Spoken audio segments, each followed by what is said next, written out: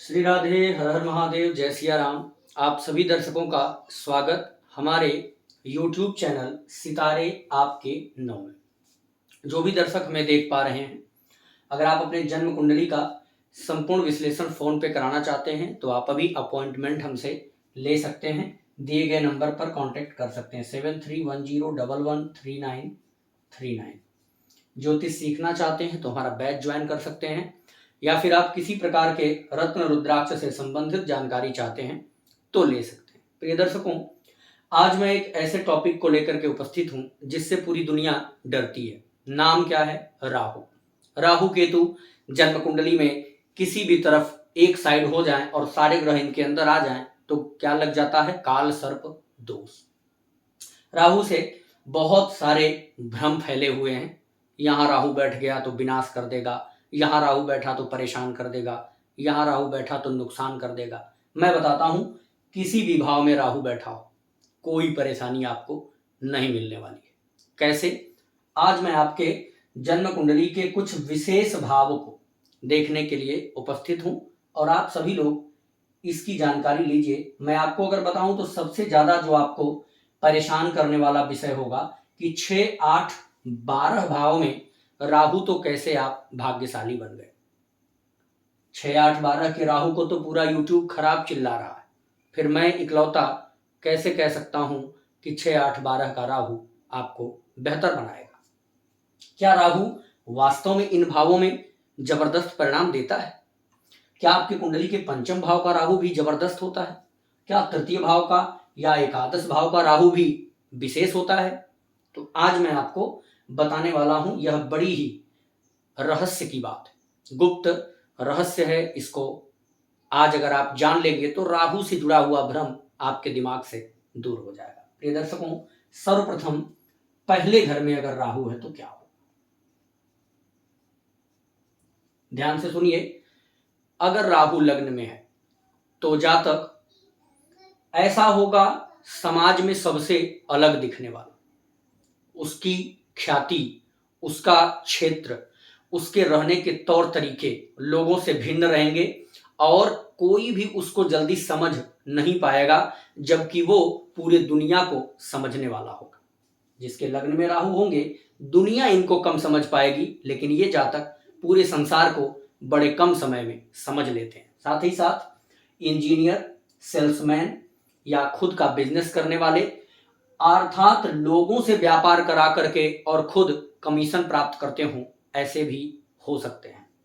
वहीं लग्नगत यदि राहु है तो लग्न का राहु इलेक्ट्रॉनिक का और टेक्निकल विषय का जानकार बना देता है। जैसे आप देखते होंगे बहुत से पढ़े लिखे लोग मोबाइल फोन, कंप्यूटर इत्यादि यूज करते हैं, पर छोटी सी अगर सेटिंग बिगड़ जाए तो उसके लिए मैकेनिक को फोन करना पड़ता है या किसी जानने वाले से संपर्क करते हैं, भैया ये सॉफ्टवेयर या ये ऐप या ये सिस्टम हमारा काम सही नहीं कर रहा है। पर अगर लग्न में राहु है तो ऐसा जातक बारूद की तरह काम करता है।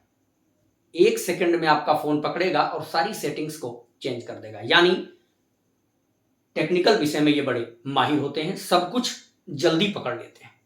आधुनिकता के लिए तो वरदान है लग्न का राहु, आधुनिक चीजों के लिए। साथ ही साथ सुरक्षा के दृष्टिकोण से आधुनिक सुरक्षा, चाहे वो अच्छी गाड़ी हो, अच्छे बंगले हो, अच्छी सुख सुविधा हो, या सुरक्षा के दृष्टिकोण से आज के लिए जो भी आप पिस्तौल इत्यादि यूज करते होंगे, इन सभी का भी लग्नगत राहु से बहुत बड़ा संबंध है। यानी आज के आधुनिक युग में जो सुरक्षा का केंद्र है वो सब लग्नगत राहु के पास होता है।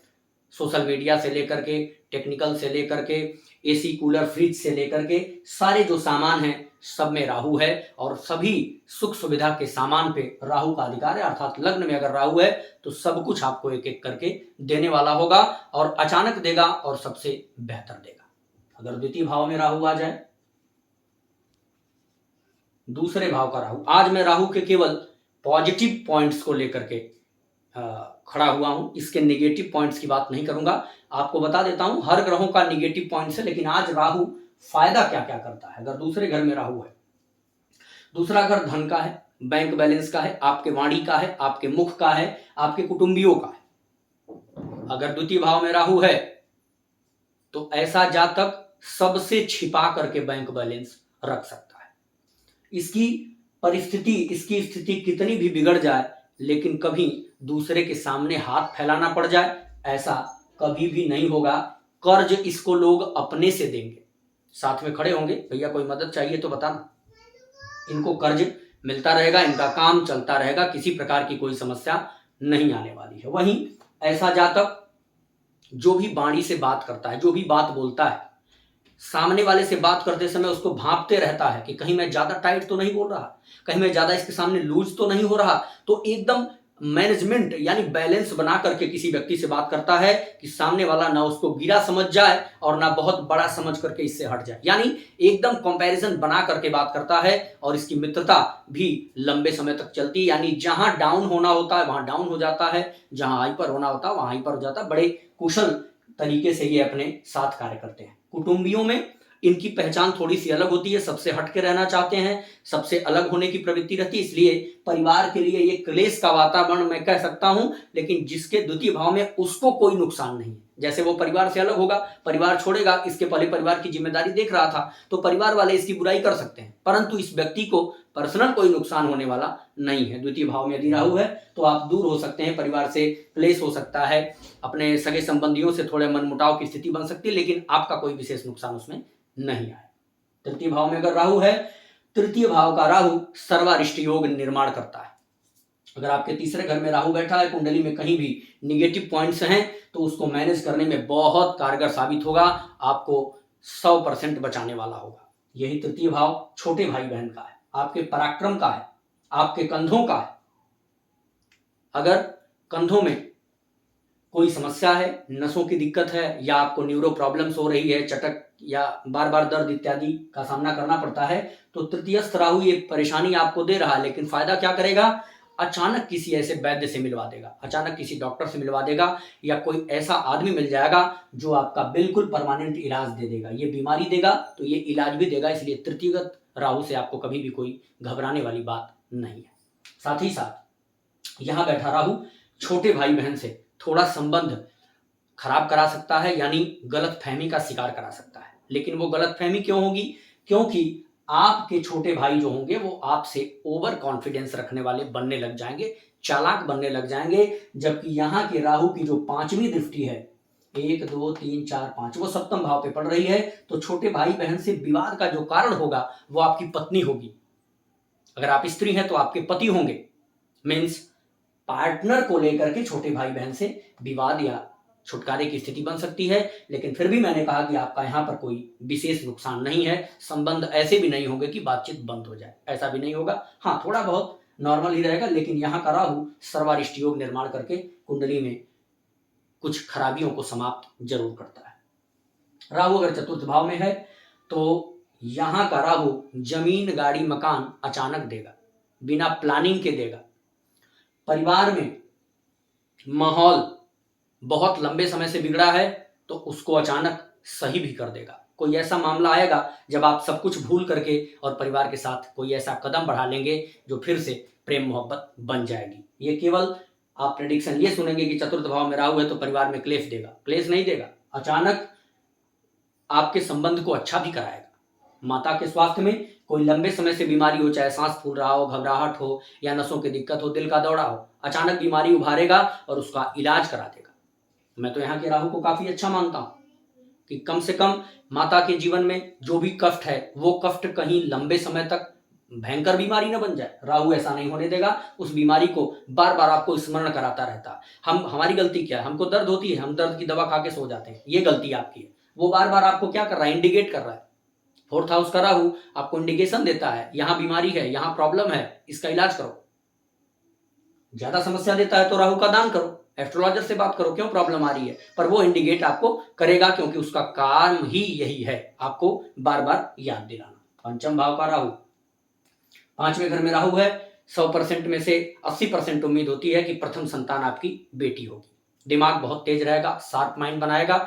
लव रिलेशनशिप जल्दी सक्सेस नहीं होता है, लेकिन ऐसे लोग ईमानदार बहुत होते हैं। प्रेम के मामले में ये रात को रोने वाले होते हैं, याद आएगी, किसी को बताएंगे नहीं, लेकिन दिल के बहुत साफ होते हैं, बहुत सच्चे होते हैं। किसी को धोखा पंचम भाव के राहु वाले नहीं दे सकते हैं। ईमानदार बहुत ज़्यादा होते हैं और ये अपने जैसा लोग इस संसार में खोजते हैं, पर परसेंटेज में बहुत कम मिलते हैं। 5वें घर से अचानक धन का भी विचार करते हैं, तो इनके जीवन में छोटे छोटे कई बार धन इनको मिलते रहते हैं, इनका काम कभी रुकने वाला नहीं होता है। पंचम के राहु से आप जो है उच्च शिक्षा का विचार करते हैं, कई बार इनको शिक्षा में रुकावटें भी आती हैं, शिक्षा ब्रेक हो सकती है, उच्च शिक्षा की तरफ बढ़ना चाहे लेकिन वहां से इनकी रास्ता दूसरे तरफ जा सकती है, परंतु उच्च शिक्षा प्राप्त करके ये जो पद प्राप्त कर सकते थे, जितना धन कमा सकते थे, उतना इनको दूसरे एंगल से, दूसरे रास्ते से दिलाने में ये राहु मदद करेगा। इससे करियर पर कोई इफेक्ट नहीं आएगा अगर आपकी थिंकिंग अच्छी है। फिलहाल जिसको ये पकड़ रखा है कि मैं ये नहीं कर पाया, तो वो उसी में मरेगा। आप ये चिंता करो कि मैं वो नहीं कर पाया, तो आज जो कर रहा हूं ये उससे कम नहीं है, इस प्रकार की थिंकिंग आपको रखनी होगी। तो 5वें घर का राहु भी बेस्ट परिणाम देगा। 6ठे घर में अगर राहु है तो यहाँ का राहु, यह स्थान है रोग का, ऋण का और शत्रु का, मामा का, मौसी का। इस भाव में अगर राहु है तो अचानक आपको कर्ज मिलेगा और वो कर्ज जितना आप उम्मीद नहीं कर सकते थे उससे ज्यादा मिल सकता है। कर्ज आपको ननिहाल पक्ष से भी मिल सकता है।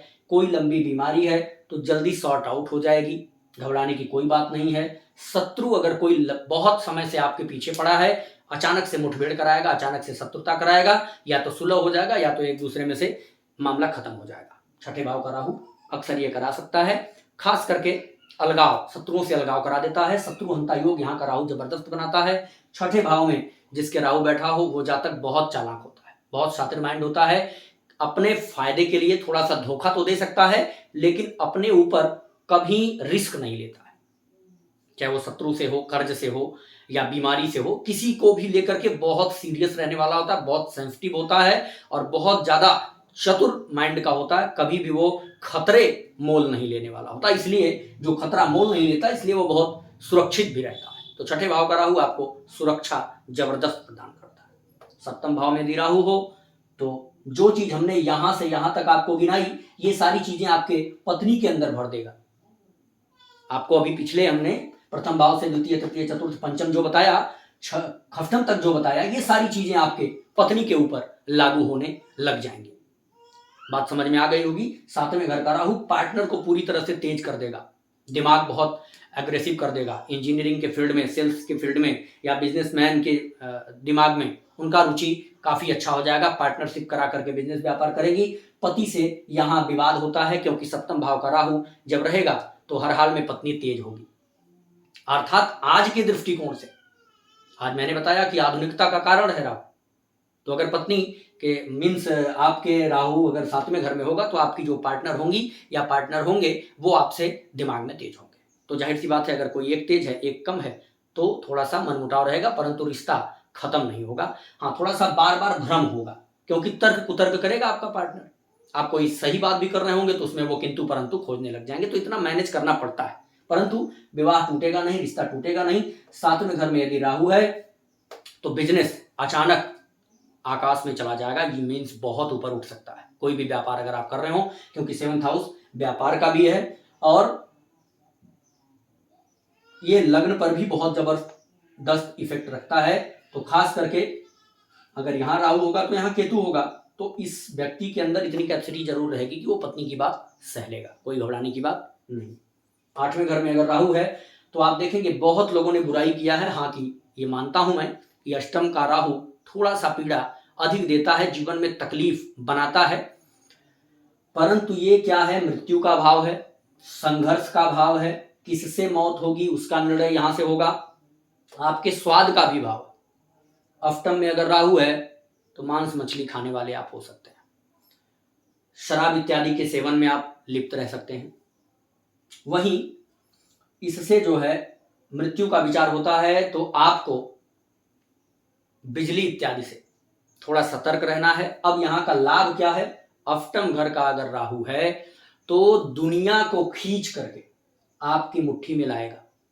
8वें घर का जो राहु जिसके कुंडली में हो आजमा लेना, चमत्कार को नमस्कार दुनिया करती है।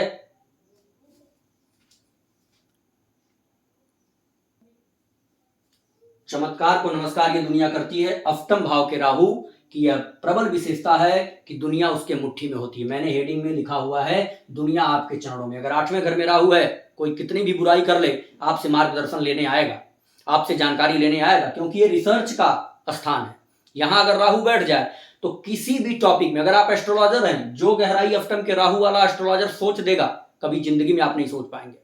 8वें घर में अगर राहु है, अगर आप पंडित हैं, जो मंत्र की व्याख्या आप कर देंगे, कोई जिंदगी में नहीं कर पाएगा। अगर आप जिला अधिकारी हैं, जो सुरक्षा व्यवस्था आप कूटनीति राजनीति लगा करके तैयार कर सकते हैं, कोई जिंदगी में नहीं कर पाएगा। और अष्टम भाव में अगर राहु है, अगर आप माफिया हैं या बदमाश हैं या गुंडा हैं, पुलिस आपके पीछे पड़ती ही रह जाएगी, पकड़ नहीं पाएगी। जीवन में बहुत तरीके गुप्त नीतियों से आप बचते जाएंगे, और ऐसी गुप्त नीतियां जिसके तौर तरीके लोगों को पता करने में बहुत समय लग जाएगा। यानी अष्टम भाव का राहु ऑलराउंडर बना देता है। नवम भाव में यदि राहु हो तो धर्म कर्म में रुचि रहेगी। अचानक से धर्म स्थान पर धार्मिक यात्रा करेंगे। पिता के स्वास्थ्य में अचानक समस्या यहां का राहु देता रहता है, तो परंतु उससे कोई घबराने की बात आपको नहीं है। नवम भाव में यदि राहु है तो यह आपके धर्म और कर्म दोनों का है, भाग्य का स्थान है। अब यहां अगर राहु बैठेगा तो 1 2 3 4 5, एक तो लग्न पर 6 7 8 9, पंचम को भी देख रहा है, बन गया जबरदस्त योग। यानी यहां भी बैठेगा तब भी दिमाग बहुत तेज होगा, भाग्यशाली होगा जातक, और अपने दिमाग से अपने भाग्य का निर्माता होगा। कब कौन सी सिचुएशन सही है, कब कौन सा निर्णय सही है, ऐसे जातक को खूब पता होता है। समय समय पर धर्म कर्म करते रहते हैं, कभी कभी थोड़ा आडंबर की स्थितियां बनाता है, लेकिन यहाँ के राहु से आपको कोई बहुत नुकसान नहीं है। भाग्य को ये बढ़ाने वाला होता है, भाग्य आपकी साथ देगी, भाग्य में कोई समस्या नहीं आएगी। अगर दसम भाव में राहु आ जाए तो कर्म स्थान का राहु काफी बेहतर होगा, क्योंकि कुंडली का केंद्र भाव है और केंद्र में बैठा हुआ है, वो भी दसम स्थान। करियर को लेकर के काफी जागृत है, तो इंजीनियर हैं तो प्रमोशन इत्यादि खूब होंगे, कोई दिक्कत नहीं। पैसा यहाँ के राहु के पास खूब आएगा, क्योंकि इस जातक की यही एक लक्ष्य ही बना देगा कि आपको धन कैसे कमाना, हमको पैसा कैसे कमाना। अगर दसम भाव में राहु होगा तो राहु 5वीं दृष्टि धन पर डालेगा, यानी ऐसा जातक जीवन में हर माध्यम से धन कमाएगा, किसी एक रास्ते से नहीं।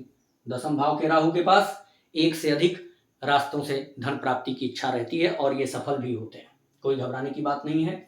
दसम भाव में यदि राहु है तो साथ में नौकरी और व्यापार दोनों करवा सकता है।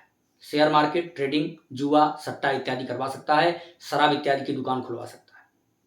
यहाँ के राहु से आपको, चाहे वो नैतिक हो अनैतिक हो, किसी प्रकार से हो, लाभ आपको मिलेगा, घबराने की कोई आवश्यकता नहीं। एकादश भाव में राहु है तो फिर से बना दिया सर्वारिष्ट योग। ध्यान रखिएगा, तृतीय, खष्टम और एकादश, 3 6 11, यहाँ अगर राहु है तो सर्वारिष्ट योग बनाएगा। कुंडली में कोई समस्या है उसमें आपको राहत मिलेगी, बहुत हद तक सुधार दे देता है। और यहाँ एकादश में अगर राहु है तो ये आपकी इच्छा है। ऐसा जातक अपने इच्छा को कभी मरने नहीं देता है। आपने सुना होगा कि हमको कभी अपने आगे जीवन में बढ़ना है तो हमको संतुष्ट नहीं होना चाहिए, ठीक है? तो जीवन में कभी संतुष्ट मत होइए, और आप इतनी जितनी इच्छा बढ़ाते रहेंगे। आवश्यकता आविष्कार की जननी है, तो एकादश भाव में बैठा हुआ राहु, गाड़ी है तो दूसरी गाड़ी चाहिए, घर है तो दूसरा घर चाहिए, हमारे पास कपड़े हैं तो और कपड़े चाहिए, यानी इच्छा को बढ़ाता रहता है। जब आपकी इच्छा बढ़ेगी तो आप कर्म करेंगे। अब बात आई कि कैसे कर्म, तो अगर एकादश भाव में राहु है तो बड़े भाई बहन से लाभ होगा, चाहे उनको भ्रमित करके, चाहे उनको परेशान करके, चाहे वो आपको फायदा देकर के आपसे अलग हो जाए, पर लाभ आप ले लेंगे, कोई दिक्कत नहीं। वही एकादश भाव में अगर राहु बैठा है तो यह आपके तर्क शक्ति का भी घर है, लाभ का है, इच्छा का है, बड़े भाई का है। तर्क भी खूब रहेगा, बातों में फंसा सकते हैं, गुमराह कर देंगे। अपने लाभ की और अपने इच्छा के ऊपर किसी का हुक्म आपके ऊपर नहीं चल पाएगा। आपका जहां फायदा होगा और आपकी जो इच्छा होगी वही होगा, घबराने की कोई आवश्यकता नहीं। द्वादश भाव में अगर राहु है, विदेश यात्रा का घर है, जेल यात्रा का घर है, पति पत्नी के रात्रि सुख का घर है, और ये व्यय का घर है। अगर यहाँ राहु होगा तो खर्च कराएगा, किस पर? कूलर पर, फ्रिज पर, इलेक्ट्रॉनिक सामान पर, सुख सुविधाओं पर, लाइट पर, बिजली पर। ऐसे जातक के घर में जिसके द्वादश भाव में राहु हो, खूब लाइटें लगी होंगी, चकाचौंध, बढ़िया क्वालिटी की एसी होगी, लग्जरियस रूम होगा, यानी आज की आधुनिकता से भरा होगा ऐसा जातक। क्यों? क्योंकि राहु खर्च कराएगा, तो किस पर कराएगा? अब यहाँ के राहु को लोग ना समझ कैसे बदनाम कर देते हैं। भाई यहाँ का राहु आपको कितनी अच्छी पॉजिटिविटी दे रहा है। आज के समाज में जो चीज दूसरों के पास नहीं वो सब कुछ आपको देगा, और आप उसका भोग करेंगे, सुख सुविधा का लाभ लेंगे। जेल यात्रा क्यों होती है? क्योंकि यहाँ का राहु ओवर कॉन्फिडेंस दे देता है। जब आप दुनिया को अपनी मुट्ठी में समझने लग जाएंगे तब आप फंस जाएंगे। यहाँ का राहु इतना बावला कर देता है क्योंकि ये द्वादश भाव है, यानी यहां से जातक शुरू हुआ, अभी अंतिम पड़ाव में है तो दीपक बुझने को जलता है। आपने कहावत सुनी होगी। इसलिए द्वादशगत राहु को थोड़ा सा सतर्क रहना होता है, क्योंकि ये आपके अंदर उन्माद भर देता है या आपके अंदर ऐसी प्रवृत्ति भर देता है कि दुनिया में मेरे आगे कोई है ही नहीं। जब ये आपके माइंड में चलेगा तब आप फंस जाएंगे। अगर आप अपने को कंट्रोल करके चलते हैं, यदि कुंडली में चंद्रमा अच्छा हुआ तो द्वादशगत राहु कभी भी खराब नहीं, क्योंकि आपकी मन आपके हाथ में होगा। अगर बुद्ध मजबूत हो जाए और चंद्रमा मजबूत हो जाए, यानी आपकी बुद्धि और आपका मन यदि काम करता हो सही तरीके से, तो द्वादशगत राहु आपको अमीर बनाने में बहुत मदद करेगा। बाहर से धन लाएगा, यूट्यूब से धन लाएगा, सोशल मीडिया से धन लाएगा, इलेक्ट्रॉनिक से धन लाएगा, ऑनलाइन सेक्टर से धन लाएगा, बहुत बढ़िया परिणाम देगा। पति पत्नी के रात्रि सुख का ये भाव है, तो अगर यहाँ राहु बैठा है थोड़ा सा वैवाहिक जीवन में क्लेश देखने को मिलेगा। लेकिन अगर किसी शुभ ग्रह से दृष्ट हो जाए तो थोड़ा बहुत बोलचाल होगी, लेकिन रिश्ता टूटेगा नहीं। ये रहे आपके 12वें भाव में राहु का वो परिणाम जो सबसे हट करके है, और आप इसे सुन करके अपने जीवन पर उतारिए। देखिए 99% ये बातें सिद्ध होंगी। प्रिय दर्शकों, अगर किसी प्रकार की कुंडली का विश्लेषण आप कराना चाहें तो इस नंबर पर संपर्क कर सकते हैं। चैनल को हमारे प्लीज अधिक से अधिक शेयर और सब्सक्राइब जरूर करें। जय श्री